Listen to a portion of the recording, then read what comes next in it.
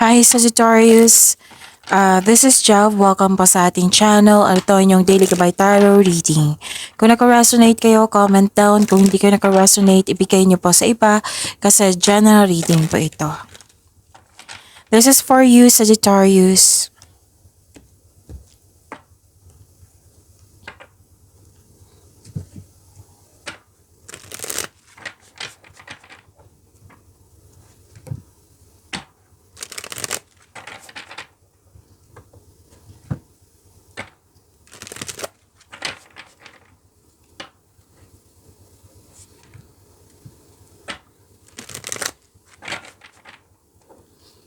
Para po ito sa inyo, Sagittarius.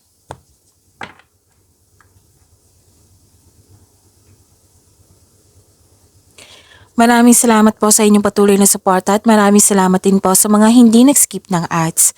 Gamitin ang reading na ito bilang gabay lamang sa mga hindi pa nag-subscribe. Subscribe na po kayo at click bell notification para malaman nyo na may bago tayong video. Para sa mga gustong magpa-reading, comment po kayo ng personal reading. Again, comment kayo ng personal reading and check my reply sa comment section. Spirit Guide, mga ganap po para kay Sagittarius. I need 3 cards po.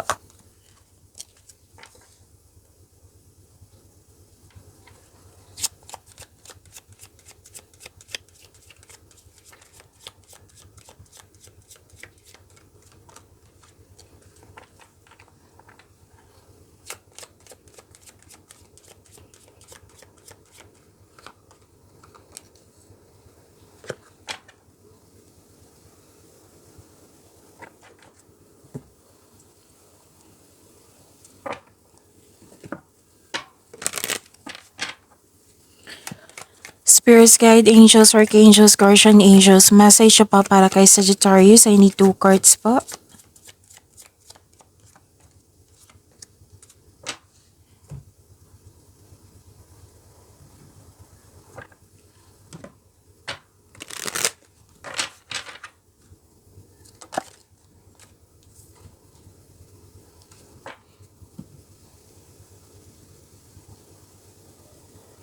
Sagittarius,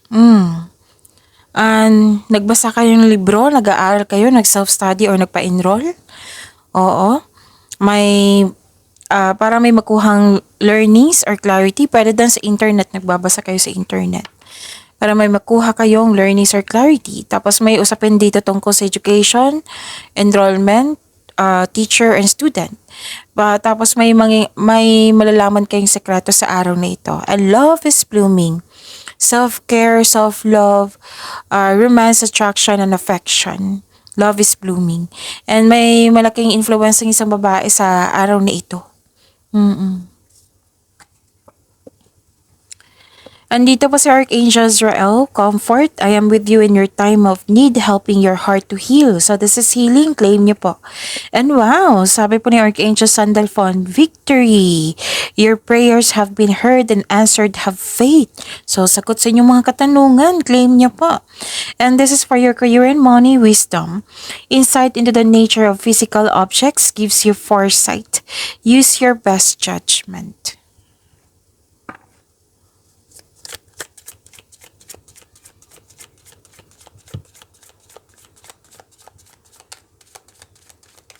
Spirit Guide, energy po ni Sagittarius.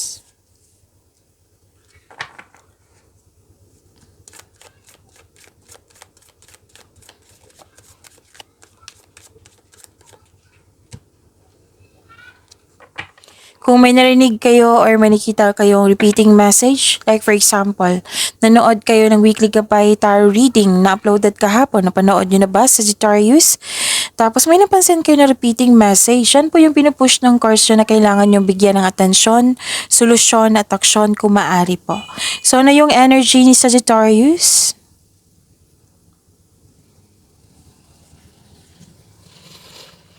So, okay, may concern dito sa immature na tao. Okay? So, may manloloko or self-centered na tao. This is a sign na may toxic na tao na ayaw makinig sa'yo. Mabilis siya mag-react or defensive na tao. Mm. Pero wag kayong mag-alala kasi may nakita ko ditong pagkakasundo ng mga tao. Pagkakasundo nyo. Oo, kasi may fulfillment sa pangarap eh. May happiness akong nakikita dito. And you deserve this happiness. You deserve this fulfillment sa pangarap. Granted yung manifestation mo. Okay? So may kasiyahan at kagalakan sa mga bagay ukol sa pamilya at kaibigan din.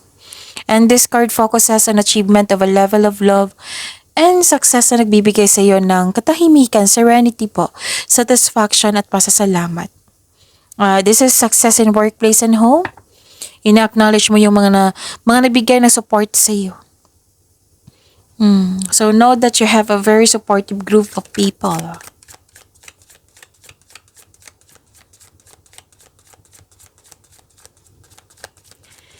Career and money po ni Sagittarius.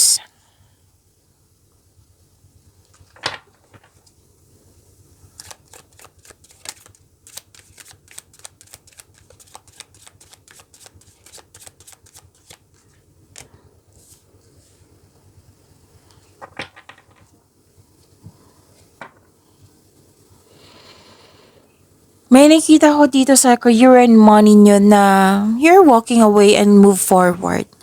Dalawang card kasi nagsabi dito na ready ka nang iwan yung kasalukuyang trabaho mo. Oo, kasi you want growth and expansion. So, gumagawa ka ng paraan dito para magkaroon ng pagbabago. Pero din hindi ka umalis dyan, gumagawa ka ng paraan para magkaroon ng pagbabago. Para mas lumaki, na expansion, growth yung gusto mo. Okay? Pwede din na umiiwas ka na sa taong toxic or toxicity ng isang environment. So this is umiwas, umalis, oo, for your growth. For your freedom also.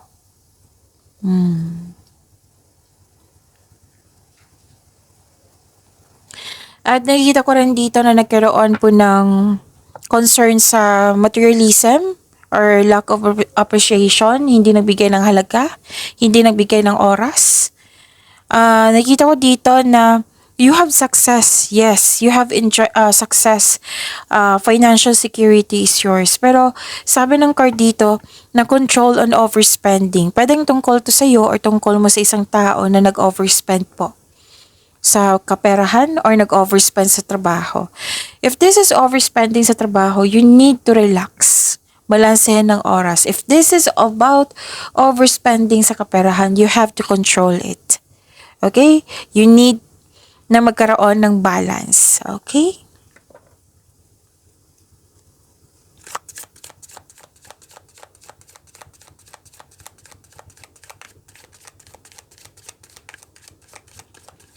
Love life, self-love, partnership, and romance.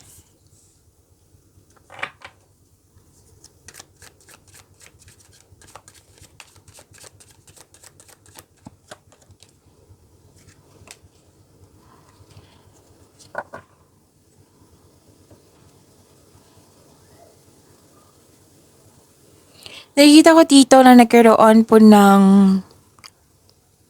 may ano dito eh. Ito yung concern mo pa rin sa inyong money. Kasi may concern ka dito, pwedeng sa iyo or sa kanya, na may gustong bilhin na hindi na malayan na bili mo na. Pwedeng kayo to ha or siya. So you have to control it. Kasi nagkaroon ng paggasta. Pwedeng ipon nyo to, nagastan nyo po. So you have to control it kung pwede po. May confusion dito kasi may taong hindi totoo.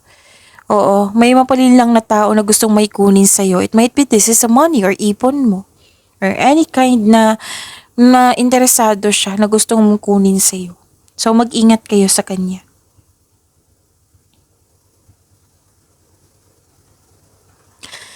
At may nakita rin ako ditong dalawang card na sabi dito eh. Sagittarius, dalawang card na po nagsabi dito na may concern sa selos, inggit, sa hindi marunong mag-handle ng money, naging materialistic, may taong hindi maasahan, hindi marunong magbigay halaga, hindi marunong magbigay ng time. selos, inggit. Yan yung nakikita ko. So instead na magalit kayo, magkaroon kayo ng pag-uusap. Have a conversation. Oo. Gawa kayo ng adjustment para magkasundo kayo or may nangingialam sa inyong decision making. Okay? So, pag-imanin niyo po yung blessings na binigay sa inyo, Sagittarius. See you tomorrow. Maraming salamat po.